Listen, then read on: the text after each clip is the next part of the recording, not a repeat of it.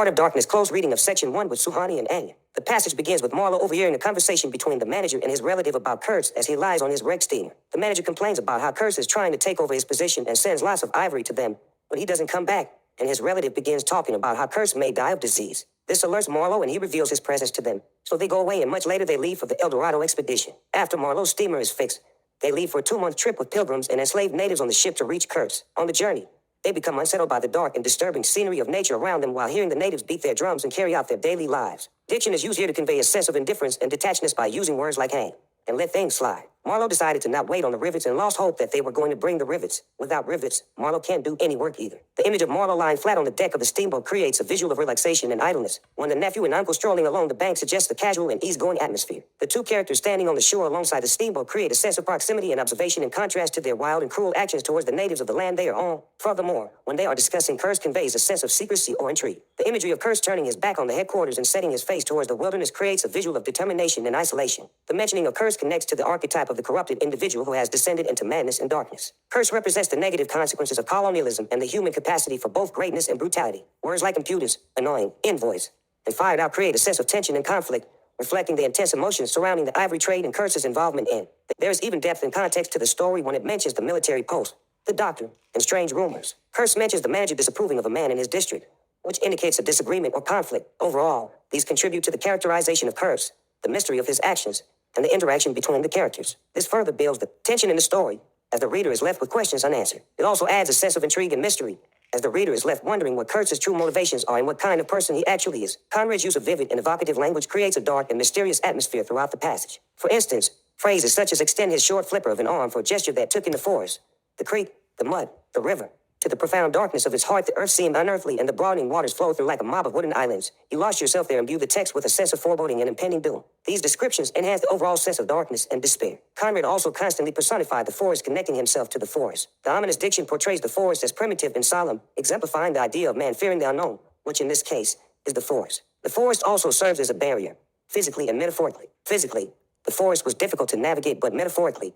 the Europeans faced a psychological barrier as they were civilized and advanced creatures who were trying to explore uncivilized and raw nature. The river, a large body of water with lush greenery, is described to be a desert and serves as a juxtaposition because it brings forth the idea which is seen throughout the novella that while water is thought to bring life and spirituality, the desert brings loss of life or loneliness. It illuminates the contrasting motif of illusion versus truth, as the Europeans live under this false pretext that their advanced civilization through capitalist means brought them true happiness and satisfaction, while in reality their distance from nature and innate human desires call for connection with nature. That is why near the end of the text, it uses diction like bewitched and another existence to symbolize the alluring ability of nature and humans' inherent desire to be uncivilized, which they call madness/going crazy. The diction used in this part contrasts with the usual archetype of Mother Nature, which symbolizes growth and peace, but instead shows the forest as a disturbing enigma. The author uses the word vengeful as well, alluding to the brutality of the Europeans towards nature, as they terrorize and desecrate Africa for resources to fuel their imperialism and capitalist ambitions. This part of the text directly references the contrasting motifs of illusion vs. truth. By claiming that the inner truth being hidden is lucky, it shows man's fear of leaving the haven they created to confront the uncomfortable truth and continue being willfully ignorant. The thematic and contrasting motif of civil versus savage is directly brought up as an important indicator because before this text, Marlowe was referencing his conflicting feelings about nature. The interruption to remind Marlowe to be civil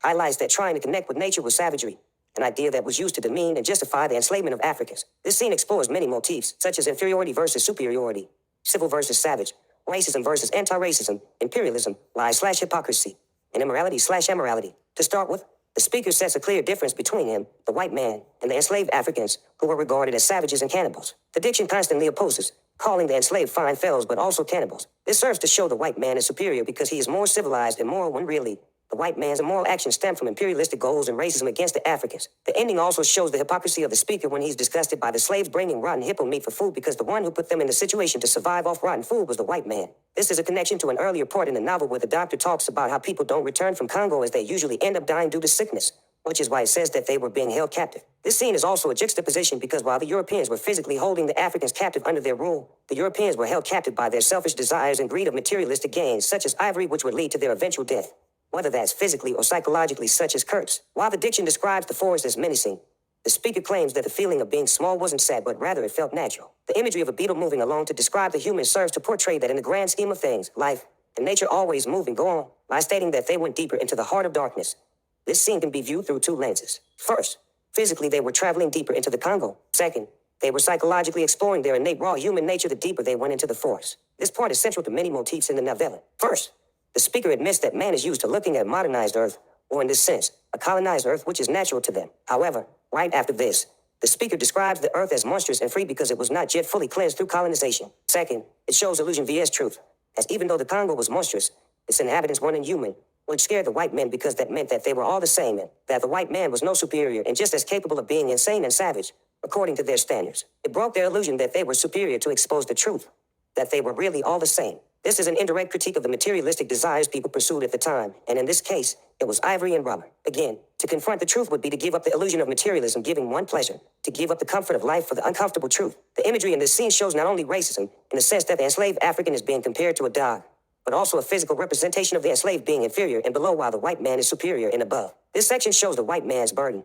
that their atrocious actions were justified because they were bringing civilization and purity to the dirty and savage Africans. The true reason for the exploitation of the Africans was for their own good when really it was for the white man's greed. Now, here's the overall importance of passage. The section reveals a bit more about Kurtz's nature, contributing to Marlowe's evolving view of Kurtz through the passage and his desire to meet him. It also showcases Marlowe's transformation as he faces the uncomfortable feelings that came from exploring nature, the physical heart of darkness, and innate human savagery, the psychological heart of darkness, which blurred the lines between the civil European and savage Africa. Overall, this section is especially important to portray the development of the psychological and physical effects that came as a result of imperialism and colonialism, both on the colonizers and the colonized. Connections to other parts of the novella. The assigned passage foreshadows the subsequent events in the novella, such as Kurtz's descent into madness and the unveiling of the true nature of imperialism. It sets the stage for the moral dilemmas and ethical conflicts that Marlowe encounters as he confronts the darkness within himself and in the heart of Africa. Additionally, the passage introduces Marlowe's fascination and repulsion with Kurtz, establishing a connection to their eventual meeting and its consequences.